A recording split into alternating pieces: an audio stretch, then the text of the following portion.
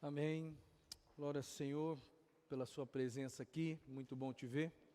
Abra sua Bíblia aí comigo, em Josué capítulo 3, verso 5.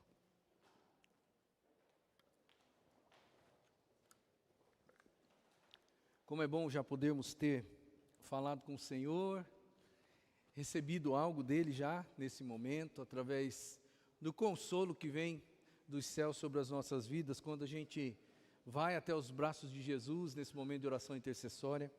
E como é bom saber que Ele tem interesse, em falar conosco, que Ele tem interesse em convencer o nosso coração das nossas demandas, das nossas mazelas. E hoje eu quero aí junto com você olhar para uma frase de Josué. E essa frase de Josué, ela tem uma conotação para aquele povo naquela época, mas ela também tem algo muito especial para nós, porque o Deus de maravilhas, Ele continua presente no nosso meio. A Bíblia diz que o Senhor é o mesmo ontem, hoje e eternamente. A gente entende que Deus tem todo desejo no coração, e esse é o plano dele para a sua vida. Presta bastante atenção no que eu vou dizer. O plano de Deus para a sua vida é dar para você uma vida maravilhosa. Ele tem um propósito, Ele quer fazer isso, Ele buscou você, Ele está trabalhando com você, dia após dia, Ele está te dando oportunidades, dia após dia, de você ouvir e de você, muito mais do que ouvir, você entender o plano, entender o projeto, entender o processo, e você chegar a uma vida maravilhosa. Esse é o propósito de Deus para a minha vida e para a sua vida. E na época de Josué, não era nada diferente, porque Deus também tinha um plano, um propósito para aquele povo naquela época. E Josué, um dia, ele disse para o povo aquilo que está escrito em Josué capítulo 3, versículo 5, que diz o seguinte: santifiquem-se, pois amanhã o Senhor fará maravilhas no meio de vocês. Amanhã vocês entrarão num processo de uma vida maravilhosa. Mas existe um condicional aqui, existe uma demanda espiritual aqui que ele coloca. A parte de vocês é: santifiquem-se, porque amanhã Deus vai começar a agir de uma forma diferente no meio de vocês, e vocês vão viver uma experiência maravilhosa. E eu imagino, irmãos, que isso não tem só a ver com a vida e com o povo judeu naquela época. Você conhece a história, você conhece o enredo, você sabe o que aconteceu aí. O povo de Israel, logo depois deste momento aí de Josué capítulo 3, versículo 5, o povo de Israel já havia aprendido muitas coisas com Deus durante o percurso, durante a caminhada no deserto. E aí então, existe um momento, e esse momento, ele vai se estabelecer com milagres acontecendo, milagres sucessivos acontecendo. O povo leva esse negócio a sério. Quando Josué fala, santifiquem-se, o povo, ele não titubeia. O povo vai fazer o que Deus queria que eles fizessem. É claro que o processo de santificação que Josué está falando aí, ele é uma santificação cerimonial, é um ritualismo que eles tinham que fazer. Mas o que eu quero deixar claro para vocês é que eles fizeram. Eles sabiam o que tinha que fazer e eles fizeram. E Deus, então, Ele leva esse povo a experimentar uma vida de milagres fantásticos, porque aconteceu pelo menos 2 grandes milagres aí.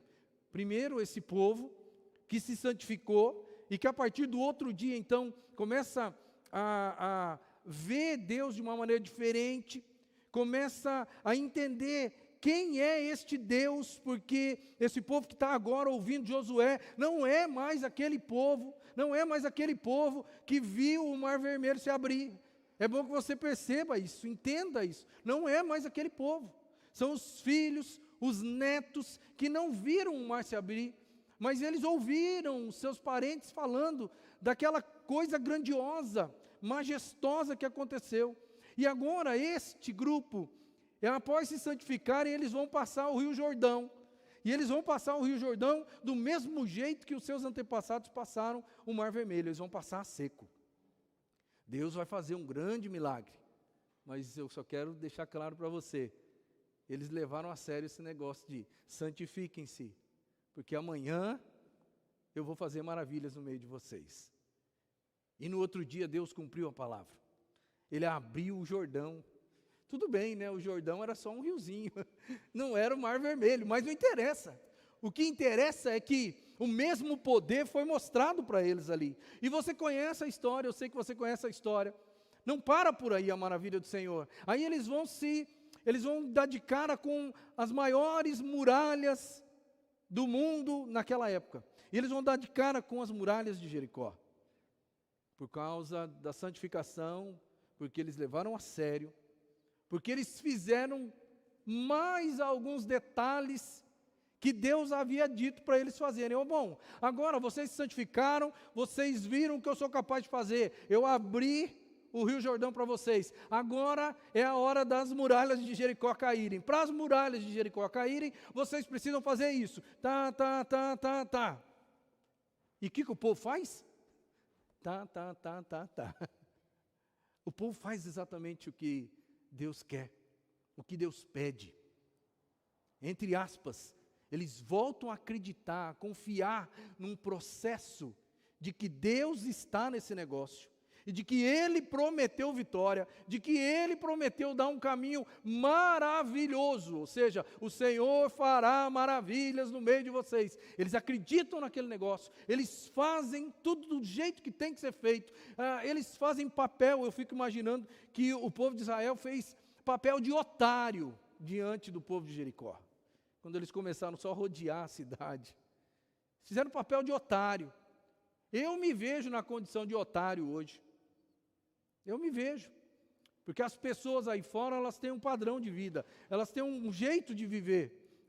Achei interessante, eu estava vendo uma entrevista na televisão essa semana, e a pessoa, defendendo os valores modernos da sociedade, e você sabe quais são os valores modernos da sociedade. Os valores modernos da sociedade, eles estão totalmente antagônicos aos valores de Deus, aos valores da palavra. E a pessoa falava assim: e você tem que escolher de que lado você fica. Ou você fica do lado civilizado, porque o lado civilizado enxerga a vida desse jeito.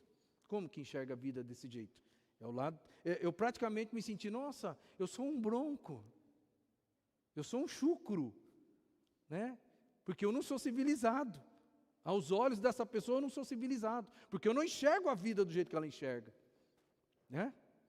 Então eu fico imaginando que aquele povo que ficou rodeando ali a cidade de Jericó, eles ficaram pagando um mico, porque estavam fazendo a vontade de Deus. Ninguém sabia da vontade de Deus, a não ser o povo de Deus.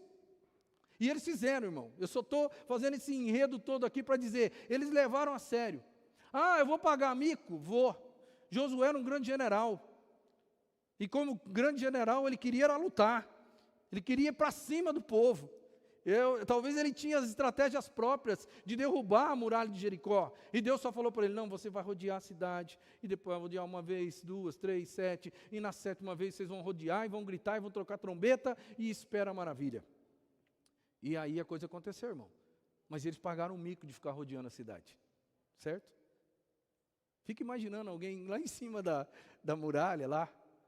Um cara de Jericó, um habitante, soldado de Jericó, olhando para o povo, marchando. E ele fala assim: ei, como é que vai o povo aí embaixo?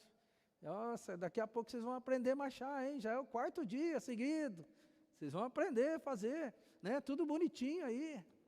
Você acha que não tinha um engraçadinho lá, ou vários engraçadinhos lá em cima, tirando sarro no povo que estava só rodeando Jericó?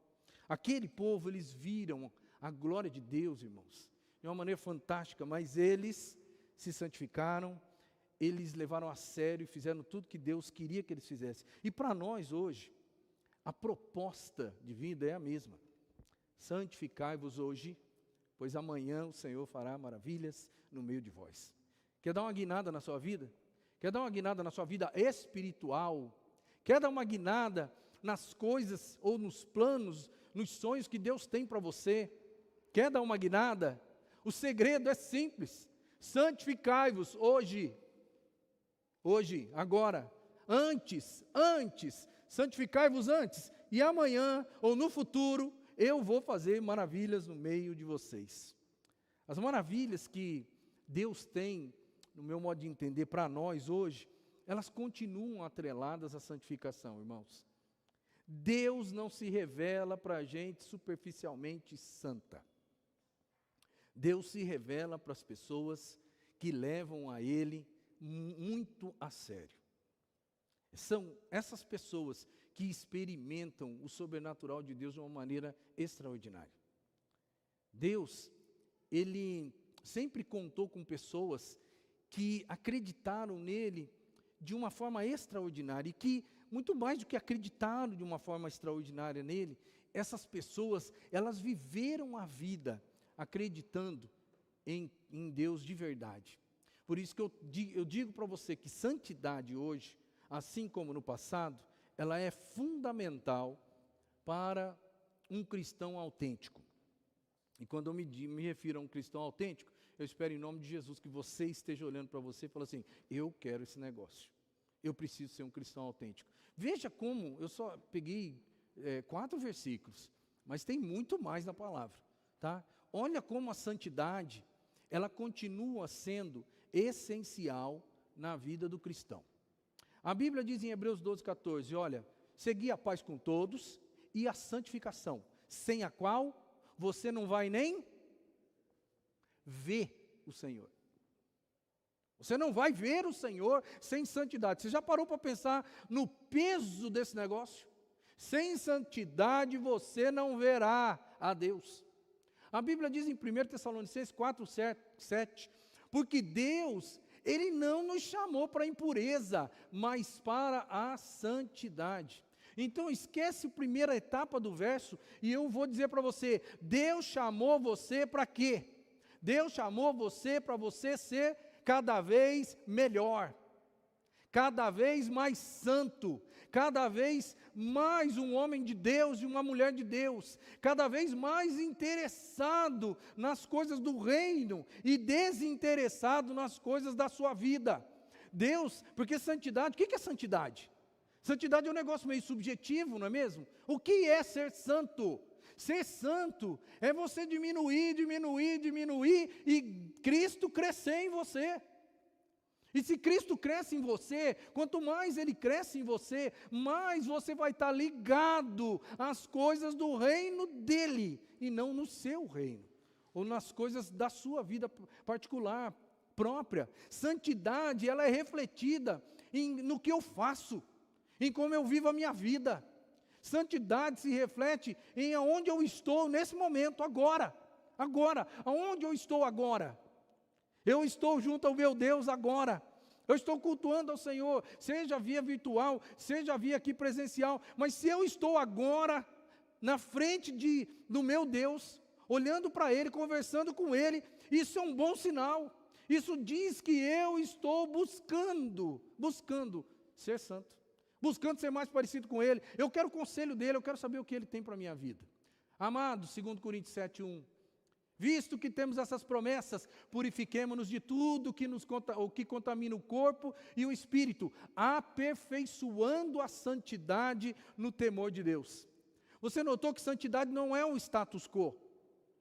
Santidade não é, cheguei, agora eu sou santo. Não, a Bíblia vai falar que eu devo aperfeiçoar. E o verbo está aí, aperfeiçoando a santidade.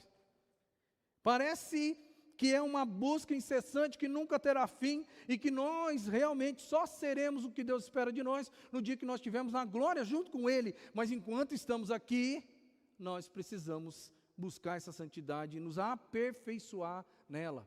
Romanos 6:22 diz, mas agora que vocês foram libertos do pecado e se tornaram escravos de Deus, o fruto que colhem leva à santidade e o seu fim é a vida eterna. Eu gostei desse texto, porque esse texto ele fala para a gente assim, você era escravo de quem? Você era escravo de quem?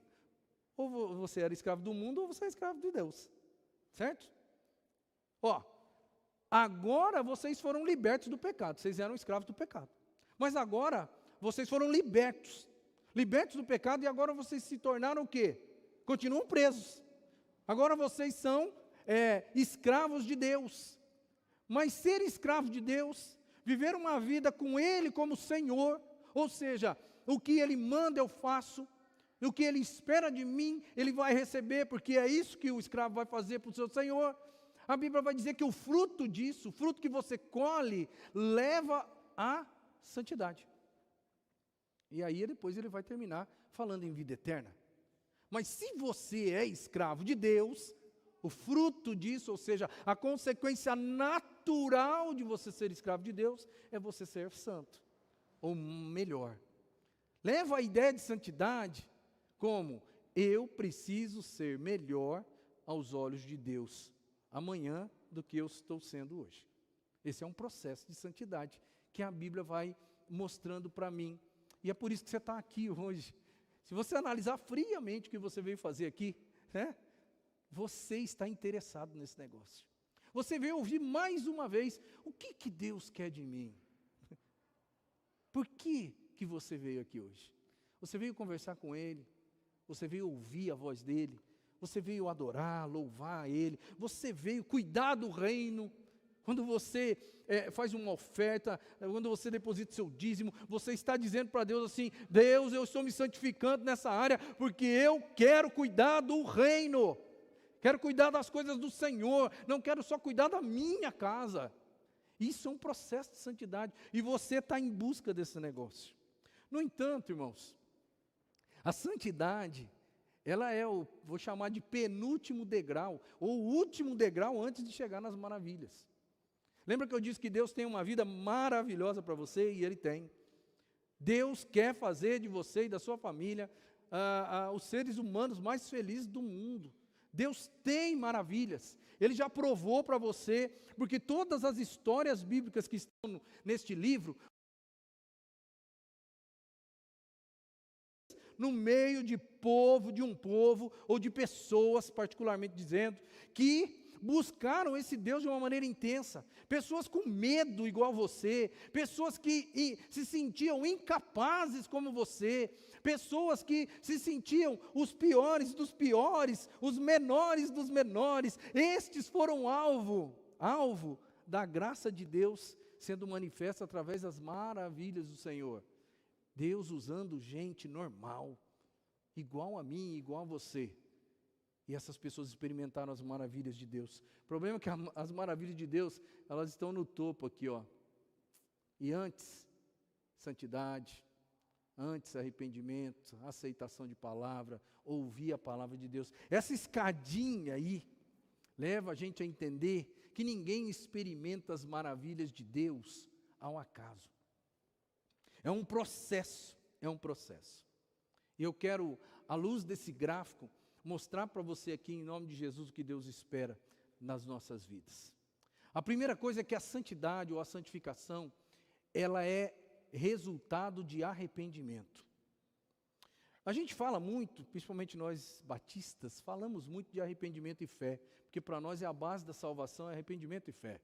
A gente atrelou essa palavra arrependimento à salvação, ao entregar a vida, ao dar o start inicial no processo de salvação do ser humano. E parece que a gente esqueceu, porque a gente não tem uma teologia católica formada na cabeça, porque a teologia católica, ela leva o ser humano a ter uma visão um pouco diferente. Por um lado é ruim, mas por outro lado é boa, porque ela leva o ser humano a olhar para o arrependimento não só como um momento especial na sua vida, que leva você a entregar a vida a Jesus. Não. A teologia católica mostra que o indivíduo tem que ficar lá, vez após vez, ele precisa entrar num quartinho, lá na sacristia, não sei onde que é, porque eu nunca fui católico, eu sei que eles vão lá num lugarzinho fechado, e o indivíduo, ele se confessa diante do padre, e certamente a palavra arrependimento ali é citada. Mas dentro da nossa visão, Nós que olhamos para o arrependimento como o processo de entrada na salvação, parece que nós erramos, porque nós descartamos esse arrependimento do decorrer da nossa história. E não é assim que a banda toca. Não é assim que a Bíblia ensina. Eu preciso me arrepender de coisas erradas que eu insisto em fazer. Eu preciso me arrepender de coisas dentro desse processo que eu quero que fique instalado no seu coração hoje, porque se eu quero viver um processo de maravilha de Deus, eu tenho que passar pela santidade, mas para eu passar pela santidade, essa santificação ela é resultado de arrependimento. Eu não chego a ter um padrão de santidade sem arrependimento, irmão. Eu não consigo ser santo em determinada área da minha vida se eu não me arrepender da minha postura de vida naquele sentido, dentro daquela ótica, dentro daquele comportamento. Então, arrependimento na vida da gente não é um momento só que nós paramos, nos arrependemos da nossa vida pecaminosa e pela fé entregamos nossa vida a Jesus e dali para frente tudo vai ser diferente. Não. Eu preciso viver me arrependendo. Eu não sou o que Deus espera que eu seja ainda. Tem coisas no fundo da minha alma que eu preciso me arrepender para mudar e aí agradar o Pai. Aí Ele olhar para mim e falar assim, agora sim, servo bom e fiel. Você concorda comigo que você também precisa se arrepender porque esse processo de santificação ele passa necessariamente. E isso não acontece assim, não acontece no start. Não é num estalar de dedo. Não é assim, agora eu me arrependi desse negócio. Você vai mostrando isso, você vai demonstrando isso. Suas atitudes, as pessoas vão enxergando isso em você. Você vai enxergando, as pessoas que estão próximas a você vão ser as que vão enxergar primeiro. As outras que estão ao redor da sua vida, elas vão perceber também. Não acontece assim como que apenas num passe de mágica, agora eu mudei, agora eu me transformei. As coisas vão acontecendo, esse processo de arrependimento, ele vai acontecendo na vida da gente, gradativamente, e você vai perceber que todo o processo de arrependimento na vida da gente, ele é fruto dos degraus anteriores aqui, porque ninguém se arrepende sem antes aceitar a palavra de Deus, e ninguém aceita a palavra de Deus sem ouvi-la. É um processo. O meu desejo aqui hoje é levar você aqui, santificai-vos hoje, porque amanhã Deus fará maravilhas no meio de vocês. Mas não é tão simples assim. Não é tão simples. Você precisa começar aqui, E quem hoje deixou de ouvir a palavra de Deus, nunca vai enxergar maravilha.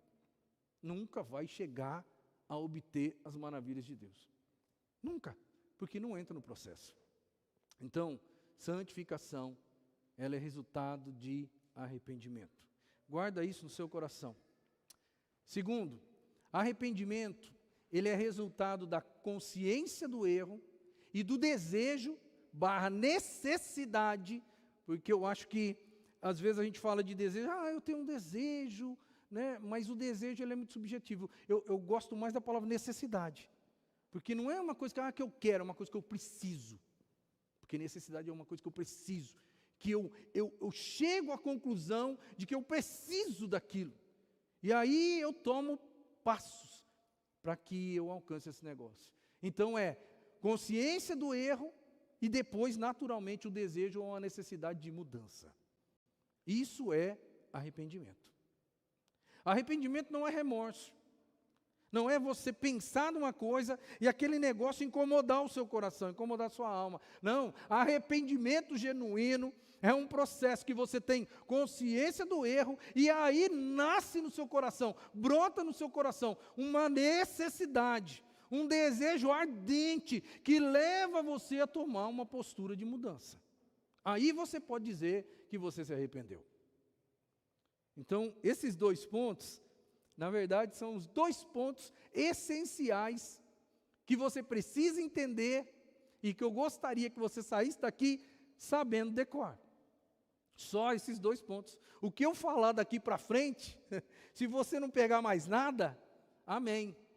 É lógico que o Espírito Santo de Deus vai falar com o seu coração, mas você precisa entender, ninguém consegue vislumbrar, ninguém consegue receber, ninguém consegue experimentar as maravilhas de Deus, se não passar pelo processo de santidade. E ninguém pode dizer que está vivenciando um processo de santidade sem de verdade estar nutrindo um sentimento de arrependimento constante, contínuo na vida. Se não existe esse arrependimento no fundo da sua alma, eu quero dizer para você que você pode até caminhar com o povo, você pode até ir junto, mas você vai ficar no deserto. Você não vai conseguir atravessar o Jordão, espiritualmente falando, você não vai ver as muralhas de Jericó sendo derrubadas. Porque não existe como chegar nas maravilhas, não existe como chegar nas maravilhas sem passar pela santidade, sem passar pelo arrependimento e as coisas anteriores. O arrependimento, no meu modo de entender, é um convencimento. Eu me convenço de que existe um jeito diferente de ver as coisas e de viver as coisas. Existe. Eu começo a acreditar que existe um cenário melhor para a minha vida. Eu não estou vivendo maravilha de Deus. Olha, em todos os sentidos da nossa vida, nós que somos cristãos, nós que dependemos de Deus, nós que temos o Senhor na nossa vida, em todos os sentidos da vida, nós queremos ver a atuação maravilhosa do Senhor. Você quer ver a atuação de Deus na sua vida secular, de trabalho. Você quer ver a manifestação da gloriosa graça de Deus e maravilha no seio da sua família. Você quer em todos os sentidos que esse negócio aconteça. No entanto, você às vezes vai levando a sua vida na mesma toada, pensando que esse negócio vai acontecer automaticamente, só porque você é membro de uma igreja, só porque você um dia aceitou Jesus no seu coração. Você espera que a coisa seja um processo normal e que vai acontecer, é quase que como se fosse uma chocadeira. Tipo, eu sentei lá, e agora porque eu sentei lá, a chocadeira vai acontecer, e daqui a pouco o ovo vai estar lá. Por quê? Porque eu sentei lá. Mas não é assim que o negócio acontece. Precisa existir um arrependimento, porque o arrependimento, ele vai fazer com que eu perceba, num primeiro momento, que existe um cenário melhor para a minha vida. Isso nas questões espirituais, nas questões seculares ou qualquer uma delas. E aí vai acontecer um processo. Porque se eu penso, lembra da escadinha, se eu penso que arrependimento, ele vai chegar quando eu tiver consciência da palavra, quando eu ouvir esta palavra, aí então, nesse processo o arrependimento vai chegar. Eu quero trazer uma coisa aqui que ela é fundamental para a gente. Tem 2 coisas importantes nesse processo de arrependimento. Obrigatoriamente, eu revejo a minha vida. E também, o arrependimento, ele vai gerar em mim a possibilidade de existir uma convergência no meu direcionamento de vida. Você quer experimentar uma maravilha de Deus em determinada área da sua vida? Vai ver o que Deus fala com referência àquela situação. Vá descobrir qual é o direcionamento de Deus. Isso é confronto com a palavra, ou seja, eu vou começar a rever os meus conceitos. Por que eu fiz isso? Porque já dentro do meu coração existiu um start de que que Deus tem uma vida melhor para mim. Deus tem um cenário melhor para mim. Você está confortável com a sua situação espiritual? Você está confortável com a situação secular da sua vida? Você está confortável? Você está assim, pensando assim, está tudo bem, está tudo tranquilo e tal? Se você está pensando assim, eu quero dizer para você, você está meio iludido. E quem está iludindo você é você mesmo. Porque Deus sempre tem mais para mim. Deus sempre tem porque se a Bíblia fala que eu preciso ir aperfeiçoando a minha santidade, isso mostra que é um processo que praticamente não tem fim enquanto eu estou aqui. Agora, se você não tem um cenário futuro melhor, é porque você não entrou no processo. Ouvir a palavra de Deus, ser confrontado pela palavra de Deus, arrepender-se, santificar-se e aí sim receber as maravilhas de Deus na sua vida. E quem é que está causando o entravamento da própria vida? É você, porque você não consegue enxergar um futuro melhor. E enxergar um futuro melhor passa pelo processo de arrependimento. Nesse processo de arrependimento tem duas coisas: eu vou rever e eu vou converter o direcionamento da minha vida. Muitos de nós, e aí agora eu vou falar para nós como cristãos, sabe qual que é o grande problema dos crentes? É que a maioria dos crentes, eles ficam revendo a vida. Revendo e revendo. E uma boa parte da igreja do Senhor, ela não se converte na questão de direcionamento. Eu não estou falando de entrega de vida a Jesus. Eu estou falando de se converter dos seus maus caminhos.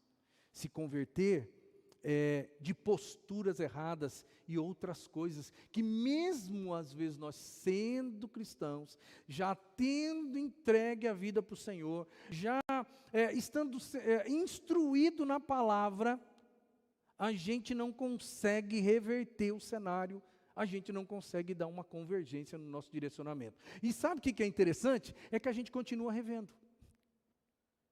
A gente continua revendo. Todos os dias que existe a possibilidade da gente rever, a gente vai rever. Olha só que coisa interessante. Você vai vir aqui hoje, né? Você está aqui hoje. Vai vir não, você já está aqui, né? Você está aqui. Você vai rever os seus conceitos hoje. Conceitos espirituais. Aí, no meio da semana, nós vamos nos reunir nos pequenos grupos. O que vai acontecer? Né? Automaticamente, os pequenos grupos vão rever aquilo que Deus trouxe para o nosso coração. Mais uma vez nós vamos rever.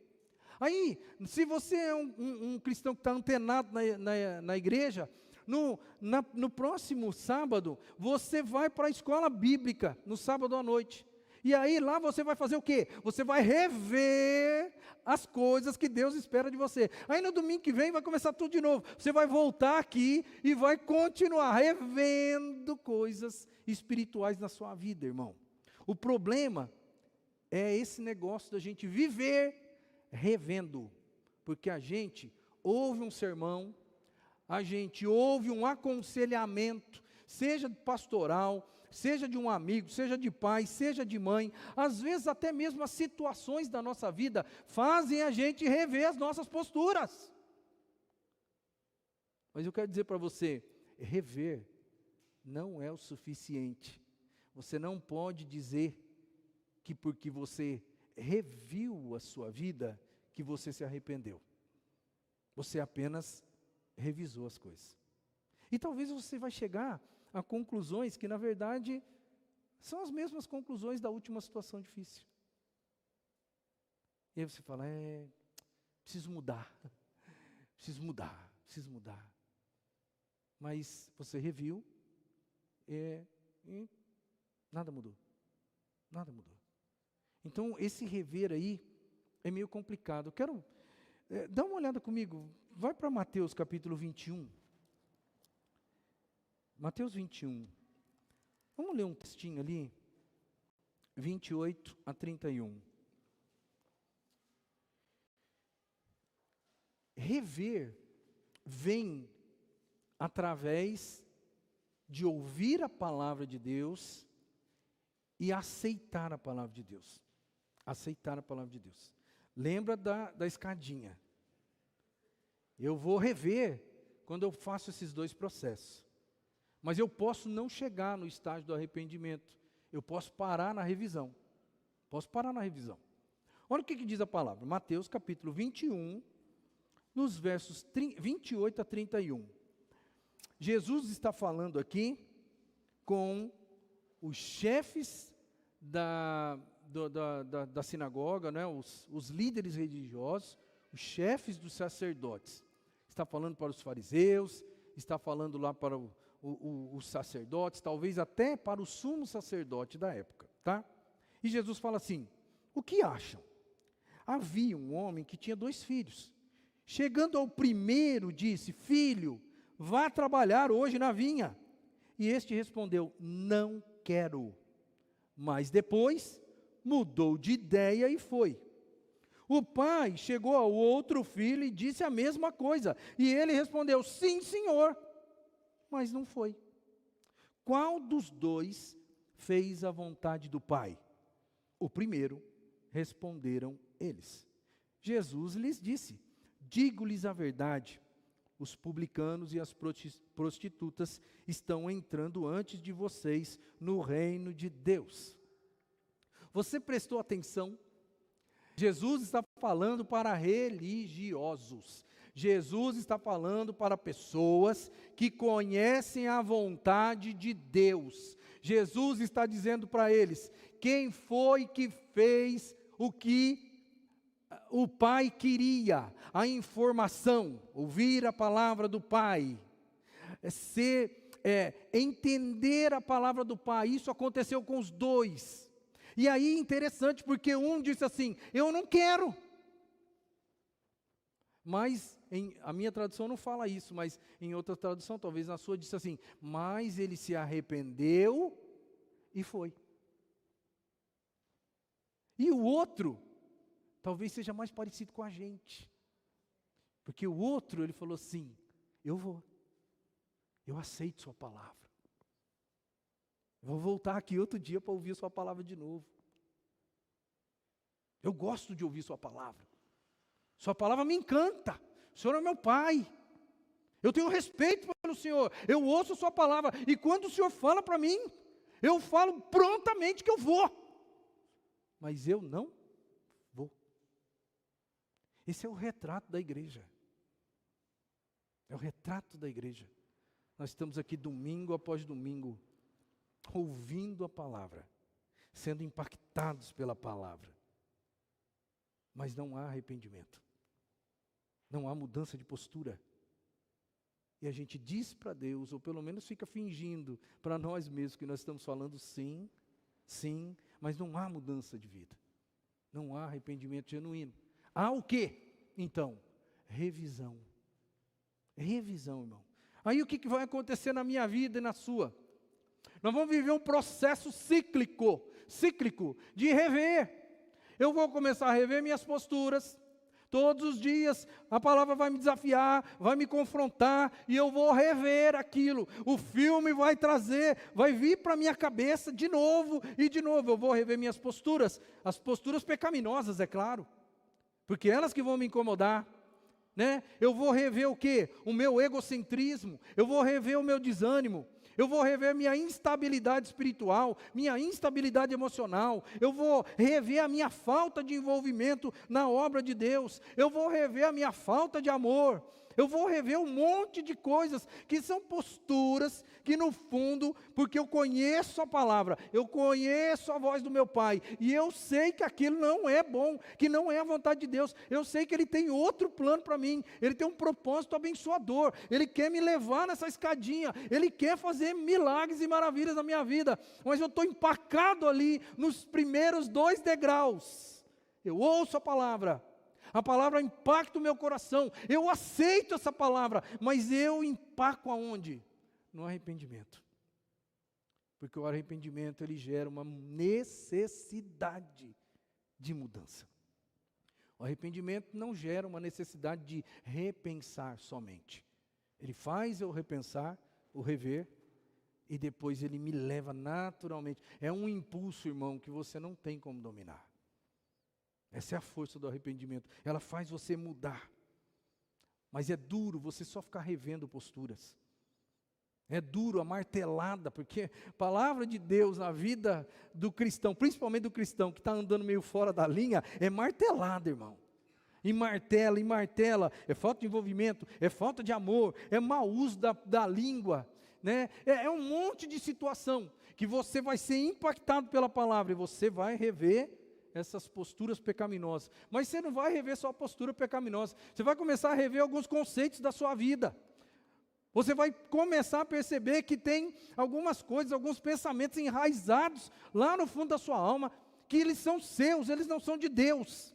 Mas eles são seus, eles estão aí dentro. E ninguém tira esse negócio aí de dentro. Porque você se fechou, porque você tem conceitos errados. Aí vem a palavra de Deus e bate em cima dos seus conceitos. E aí você começa a ver que aquilo que você fala, né? Eu sou desse jeito mesmo. Tem muita gente que fala assim, eu sou desse jeito mesmo. Eu não mudo, pastor. Eu não consigo mudar. Eu não consigo. É claro que você não consegue. Quem falou para você que é você que vai fazer? É obra do Espírito. Basta você se arrepender e começar a tomar posturas, e Ele vai fazer por você. Sempre foi assim. Josué não pegou um baldinho, irmão. Na hora que o povo falou, que Deus falou assim, santificai-vos hoje, porque amanhã Deus fará maravilhas no meio de vocês. Quando eles chegaram diante do Rio Jordão, e Deus queria que eles atravessassem a seco o Rio Jordão. Josué não foi lá todo desesperado, pegando um baldinho e jogando água para cima. Vamos ver aqui o que vai acontecer. Ele não fez isso.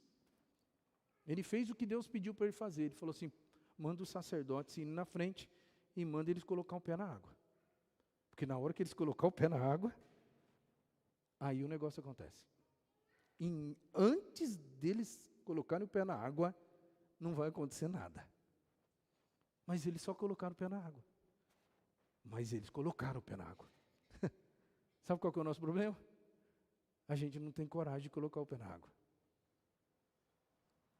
Mas quando eu me arrependo, eu vou além desse negócio de rever. Eu tenho coragem de tomar uma postura simples. E aí eu começo a ver a glória de Deus. Isso faz parte do processo de arrependimento. Mas eu estou dizendo aqui para você que é difícil, porque a gente gosta de rever. Hoje, mais uma vez, a gente está revendo.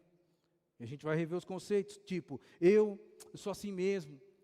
Eu sei que já aconteceu com fulano de tal. Eu sei que o outro lá conseguiu, mas pastor, o senhor não sabe, o meu caso é diferente. Meu caso é diferente, Deus. Quando as pessoas falam isso para mim, a impressão que eu tenho é que cada um tem um Deus. Esse Deus aqui consegue resolver o problema desse. Mas esse Deus aqui não consegue resolver o problema do outro. Então tem alguma coisa errada nesse processo. Pastor, o meu caso é diferente. Olha, porque você não sabe a família que eu tive. Pastor, o senhor não sabe como que foi duro. Pastor, o senhor não sabe como que meu marido é. Pastor, o senhor não sabe como minha esposa é. O senhor não sabe como meu filho é. O senhor não sabe como meu pai é. Enfim, cada um vai ficar aí revendo conceitos errados que estão dentro do fundo do coração, irmão. E a gente vai ficar revendo. Só revendo.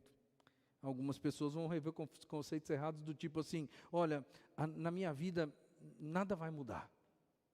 Eu estou fadado a viver desse jeito o resto da minha existência. Que Deus tenha misericórdia de mim. Não é isso. Santificai-vos, porque amanhã o Senhor fará maravilhas no meio de vós. Você acredita nisso? Você acredita mesmo nesse negócio, nesse processo? Aí a gente vai continuar revendo valores, porque depois dos conceitos vem os valores, porque em função dos conceitos, eu vou erguer os meus valores, eu vou escrever os meus valores, eu vou acreditar em algumas coisas, por causa dos meus conceitos, e aí esses valores, às vezes eles estão totalmente errados, e aí vem a palavra de Deus, e a palavra de Deus, você ouve a palavra de Deus, porque você é um bom crente, você vem à igreja, você ouve a palavra de Deus ela encanta você, e ela fala para você de uma forma dura, e você aceita a palavra de Deus. Você fala assim, é verdade. A Bíblia tem razão. Isso que o pastor está falando na minha vida é verdade, tem razão. Eu estou revendo os meus conceitos. Eu estou revendo os meus valores. E aí você vai continuar revendo. Aí você vai começar a perceber que você tem barreiras no fundo do seu coração com relação às coisas que a palavra de Deus te convenceu. E que às vezes você vai falar, estou achando que isso não acontece por causa disso. E assim, você está evoluindo, não está? Você está evoluindo. Mas pode, irmão, parar por aí. Você sabe o que Deus tem para você, Você sabe, você consegue enxergar o cenário futuro melhor. Você consegue enxergar a bênção de Deus na sua vida. Você começa a perceber que você precisa mudar. Você começa a rever, porque a palavra de Deus começa a bater no seu coração. Você vai revendo posturas, vai revendo conceitos, vai revendo valores. Você vai descobrindo que existem coisas dentro do seu coração. Foram você mesmo que levantou elas, que eu vou chamar de barreiras. Você levantou essas barreiras, você já tem o diagnóstico total, prontinho ali, feito. Mas ainda pode acontecer de você interromper o processo aqui. E sabe o que vai acontecer com você? Você nunca vai sair desse ciclo aí. Nunca vai sair desse negócio. E sabe o que é meio complicado? Porque quando eu enxergo isso instaurado na minha vida, e eu continuo no processo, daí começa a tornar um peso na minha vida. Não é um peso? Você começar a ouvir a palavra de Deus, sentir o baque da palavra, e você não muda, não experimenta a glória de Deus, e você continua vivendo aquele processo de levar pancada. Por que você acha que a igreja é tão cíclica? A igreja não é cíclica.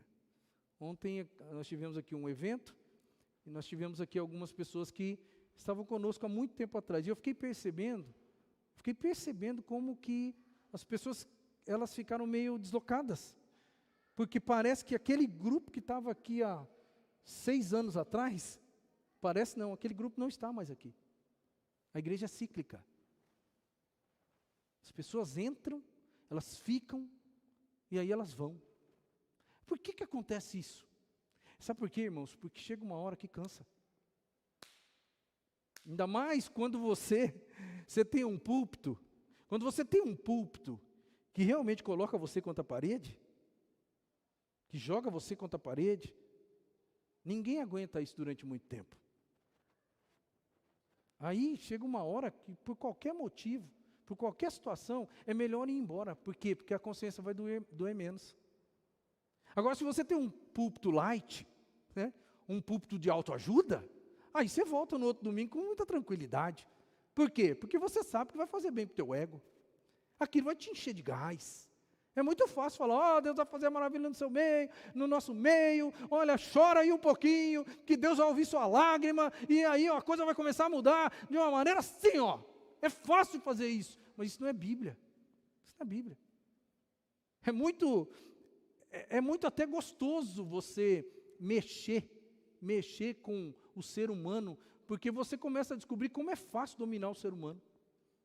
Como é fácil você levar para onde você quer, do jeito que você quer. Agora, o meu compromisso não é levar ninguém para lá nem para cá. O meu compromisso é olhar para a palavra e falar assim, essa é a palavra.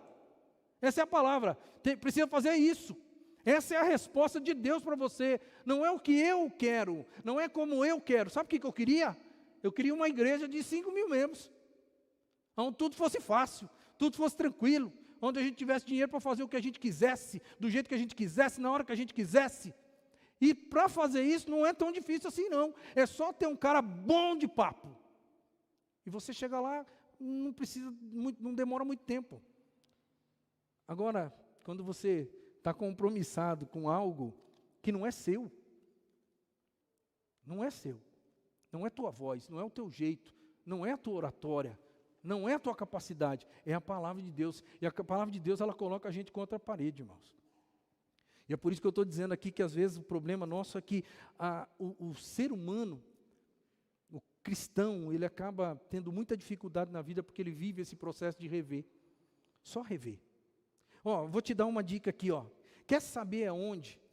Porque eu estou falando aqui de vida prática. Eu estou falando aqui de postura, de vida volitiva, né? Mas de prática, de vontade e de prática. As duas coisas caminham juntas. Pensa bem aí, sabe aquilo que você tem que viver dando desculpa para os outros, no mundo espiritual? Sabe aquilo que você vive dando desculpa? Pois é essa área aí, essa área aí, que você vai ter problema nesse negócio de rever. Aquela situação da sua vida, que você vive tentando e inventando uma saída. Uma saída. Aquilo te incomoda. Você sabe que aquilo te incomoda. Você não quer nem tocar no assunto. Você se sente mal quando toca no assunto. E além de você se sentir mal, você se sente devedor com Deus. Essas 4 frases, elas ilustram o que Deus está esperando de você, com relação a tudo isso que eu estou falando aqui. Porque qual é o assunto na vida cristã que você tem que viver dando desculpa? Qual é o assunto? Qual é o assunto que você sempre tem que inventar uma saída para você ficar bem na foto? Qual é o assunto da sua vida? Qual é o assunto que você se sente mal quando alguém toca no assunto com você? Qual é o assunto? Qual é o assunto que você se sente devedor diante de Deus? Qual é o assunto? Pois é, já que eu estou falando de campo volitivo e vida praxis, ou prática de vida, é exatamente isso. Deus quer fazer maravilha nesse assunto aí. Deus quer mudar o seu status quo nesse assunto aí. Deus quer fazer maravilhas. E Ele quer tirar esse peso da sua alma, querido. Ele quer. Agora, se você ficar insistindo em apenas rever, sabe o que vai acontecer com você? Na prática de vida, você vai ser um convencido. Você já se convenceu de que não deve ser assim. No entanto, você não é convertido nesta área. Separa bem aí, tá? Eu não estou falando de salvação, de entrega de vida, de falar, Senhor, eu sou pecador, dependo do Senhor, e pela graça me salva, pela graça me leva para o céu, me leva para a glória, eu quero estar com o Senhor. Essa questão de convertido é convertido nessa postura de vida aí, que você sabe que quando alguém toca no assunto, isso gela a tua alma, porque você sabe que você está devendo para Deus. É nessa questão que eu estou falando que não adianta ser convencido de que Deus tem um cenário futuro melhor para mim. Eu preciso ser convertido, mudança de postura. E essas mudanças de posturas vão me levar a um lugar muito maior. Porque quando apenas a gente revê, isso se torna um fardo pesado. E a gente quer se livrar de qualquer fardo na vida. Principalmente nós que somos cristãos. Porque está escrito na palavra, vinde a mim, eu vos aliviarei. Né? E a gente pensa, às vezes alguns fardos que a gente tem, é porque a gente insiste em nunca mudar. E a gente fica revendo, e isso se torna um fardo. Sabe o que a gente vai acabar aparecendo? Tem 2 tipos de criança no mundo. Tem a criança que tem escola. Numa sociedade civilizada, organizada, ela tem escola. E tem a criança que não tem escola. Numa sociedade mais humilde, que não tem recurso e que não tem condições nenhuma, tem criança que não tem escola. Às vezes a gente fica parecendo, sabe o quê? Aquela criança que tem escola, e eu estou falando nós crentes, aquela criança que tem escola, que todo dia vai para a aula, que tem um professor, que tem uma sala de aula, que tem um transporte que leva ela até a escola, volta para casa. Aquela criança que tem todas as oportunidades na vida, mas ela nunca passa de ano. Ela tem tudo. Ela tem um professor interessado nela. Ela tem uma escola que investe grana. Alguém está ali bancando aquele negócio. Ela tem todas as possibilidades, mas ela não passa de ano. Ao passo que existem crianças que não têm escola. E que dariam tudo na vida para ter. E se tivesse uma escola, eles iriam para lá com tanta gana, com tanta vontade, que eles iriam passar de ano a ano, sem nenhuma dificuldade, porque o sonho deles é estudar. Agora, com isso na cabeça, você vai entender um pouquinho melhor porque que Jesus disse para os religiosos da época: gente, os publicanos e as prostitutas estão entrando primeiro no reino de Deus do que vocês. Vocês têm tudo. Vocês têm a palavra de Deus. O Filho de Deus está com vocês. Mas vocês não aceitam esse negócio. Não mudam a postura de vocês. Vocês fecharam o seu coração para mim. E quem que está aceitando esse negócio?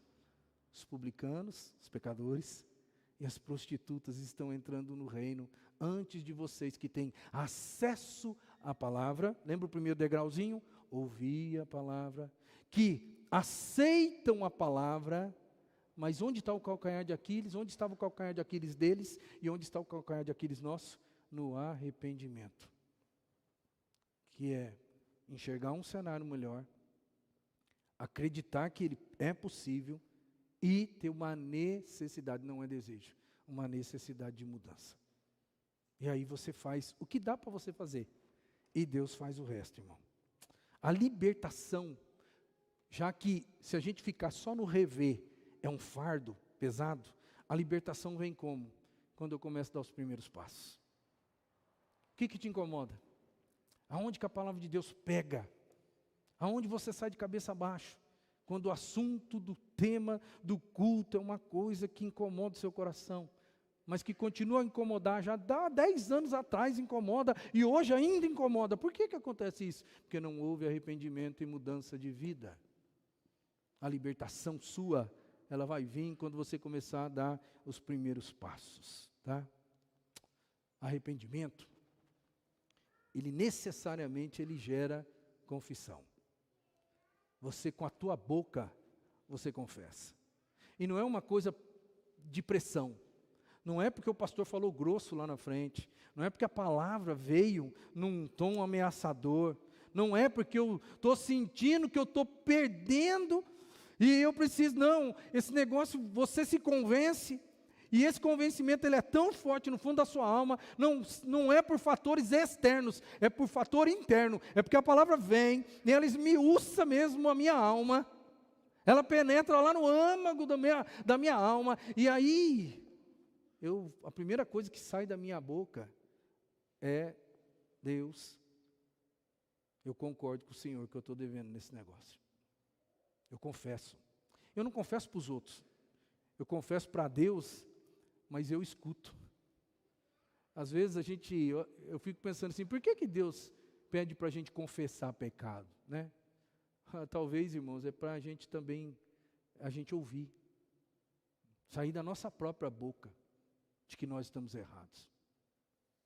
Porque pensa bem, Deus precisa disso? Precisa mesmo? Ele sabe o que está passando lá no fundo da minha alma, não precisa falar, mas Ele fala assim, confessa, fala, abre a boca e fala. Sabe por quê? Para você ouvir. Porque Deus já ouviu, Ele conhece seu coração, conhece seu interior. Ele sabe da frase espiritual que saiu lá, sem soltar uma voz. Mas arrependimento genuíno, ele é acompanhado de confissão. E o arrependimento genuíno, ele produz mudança. Se não é arrependimento, é apenas revisão de vida. E hoje a igreja, se tem uma coisa que nós estamos careca de fazer, irmãos, é revisão de vida. E eu vou dizer para você, rever a vida não leva a gente para lugar nenhum. Não leva a gente a lugar nenhum. Porque rever a vida é apenas o segundo passo da escadinha. Você lembra da escadinha? Segundo passo. Eu ouço a palavra e eu sou convencido, não convertido, convencido, a palavra me convenceu. Mas se não houver arrependimento, não há santidade. Se não há santidade, você não vê a glória de Deus. É por isso que às vezes algumas igrejas estão mortas. Elas estão apenas vivenciando o cristianismo, elas estão fazendo a máquina rodar, elas estão vegetando, essa é a palavra mais correta. Elas não estão vivas, estão apenas vegetando. E a gente vem para cá para fazer o quê? Para rever. E é interessante que a gente não para de rever. A gente não quer parar de rever. A gente gosta desse negócio. A gente volta semana após semana para rever. Mas não é isso que Deus quer de mim, de você. Deus, Ele continua falando, irmão. Ele continua dizendo, santificai-vos hoje, porque amanhã vocês vão ver quem eu sou. Amanhã vocês vão experimentar a glória de Deus. Ele continua falando isso para mim, continua falando isso para você. Dizem por aí que o inimigo do excelente é o bom. Dizem por aí que o inimigo do excelente é o bom. Deus tem uma vida excelente para todos nós aqui. O problema é que nós nos acostumamos e estamos nos sentindo confortáveis com o bom, porque afinal de contas é bom. Não é ruim. Não é ruim. Está tudo bom.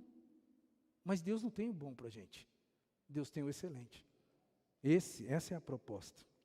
Eu quero concluir essa palavra para o seu coração nessa noite, dizendo que se você quer ver, a partir de amanhã, as maravilhas do Senhor sendo instauradas na sua vida, você precisa se santificar hoje. É hoje que Deus espera isso de você. Você precisa vencer esse processo. Ouvir a palavra, ser impactado pela palavra, aceitar a palavra, mas passar pelo processo de arrependimento. Confissão, arrependimento gera confissão. E depois você vai trabalhar a santidade, porque sempre que você se arrepende, você pula um degrauzinho a mais. E depois da santidade, meu irmão, vem as maravilhas do Senhor. Se você quer, você precisa vencer todos esses degraus. E não existe momento mais propício para a gente se arrepender, né? Para a gente, mais uma vez, olha o que a Bíblia fala: reveja, examine-se o homem a si mesmo. E então, depois de você rever, tome do pão e tome do cálice. Tome e participe comigo. Não tem momento mais oportuno da gente rever, se arrepender e confessar diante de Deus do que o momento da ceia. É ou não é? Quero convidar você para fechar esse sermão hoje, participando da ceia do Senhor. E fazendo isso aí, ó, examine-se cada um a si mesmo. E então, coma do pão, beba do cálice. Queria convidar você a celebrar a ceia nesse instante. Quem pode celebrar a ceia? Quem já entregou a vida para o Senhor. E quem, de fato, está vivendo em comunhão íntima com o Senhor e com a sua igreja. Se você tem essas duas prerrogativas, participe. Se você não tem, não é teu momento. Mas a Bíblia vai dizer, olha, é interessante você usar esse momento, porque esse momento, apesar de simbólico, ele mexe muito com a gente. É importante você usar esse momento para você, mais uma vez, examinar-se a si mesmo e enxergar aonde que eu estou nessa escada. Será que eu estou empacado no terceiro degrau? E é por isso que nada acontece? Será que eu estou empacado? Deus tem mais para você. Quem sabe o start inicial na sua vida de mudança vai começar agora, quando você vai se examinar, vai rever os seus conceitos. Lá no fundo da sua alma você vai falar assim: perdão, Senhor, concordo com o Senhor que eu estou empacado. Me dá força aí para pisar na água, né?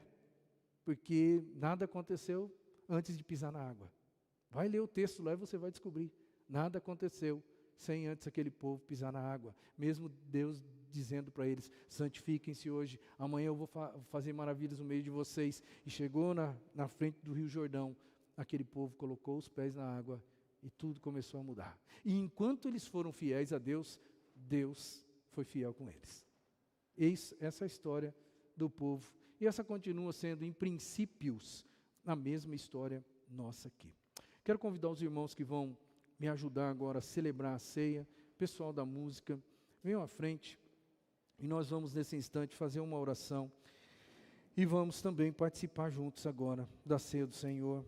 Todos, como eu disse, todos são convidados a participar, desde que você esteja aí, de fato, vivenciando essa palavra do jeito que precisa, né? Ou seja, tendo de fato um encontro genuíno com o Senhor, vivendo em comunhão autêntica com esse nosso Deus. Quero ler um texto aqui, enquanto as irmãs já vão preparando aí para servir os irmãos. Apenas um enredo de 1 Coríntios capítulo 11, diz assim a palavra de Deus: pois eu recebi do Senhor o que eu também lhes entreguei, que o Senhor Jesus, na noite que foi traído, tomou o pão, tendo dado graças, o partiu, disse: isto é o meu corpo, que é dado em favor de vocês, façam isso em memória de mim. Da mesma forma, depois da ceia, ele tomou o cálice e disse: este cálice é a nova aliança no meu sangue. Façam isso sempre que o beberem em memória de mim. Porque sempre que comerem deste pão e beberem deste cálice, vocês anunciam a morte do Senhor até que ele venha. Portanto, todo aquele que comer o pão ou beber o cálice do Senhor indignamente será culpado de pecar contra o corpo e o sangue do Senhor. Examine-se, pois, cada um a si mesmo, e então coma do pão e beba do cálice. Vamos juntos como igreja, irmãos, celebrarmos esse momento. Você é nosso convidado a participar, e aproveite esse momento para você acertar aquilo que você sabe que precisa acertar diante de Deus. Todos são convidados a participar nesse momento diante do Senhor.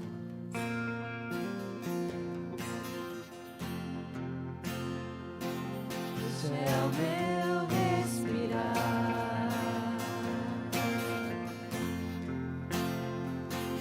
Isso é o meu respirar. Teu Santo Espírito vivendo em mim.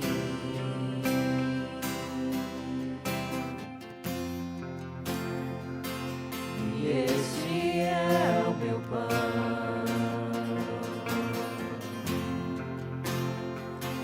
E este é o meu pão. Tua vontade feita em mim.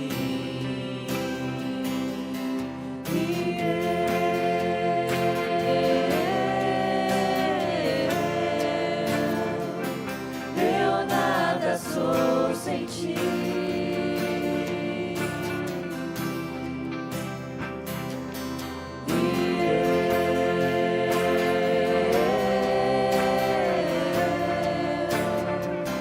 Perdido estou sem ti.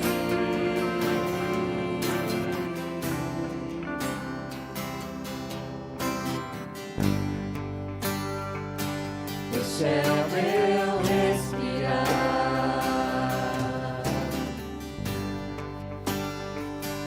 Este é o meu respirar. Teu Santo Espírito vivendo em mim.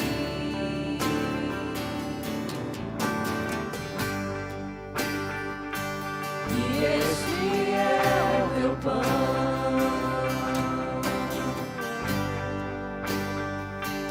E este é o meu pão. Tua vontade feita em mim.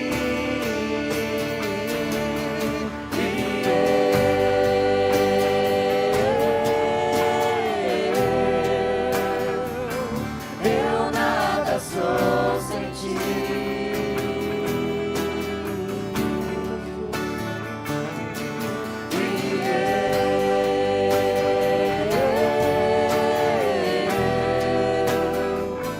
Perdido estou sem ti.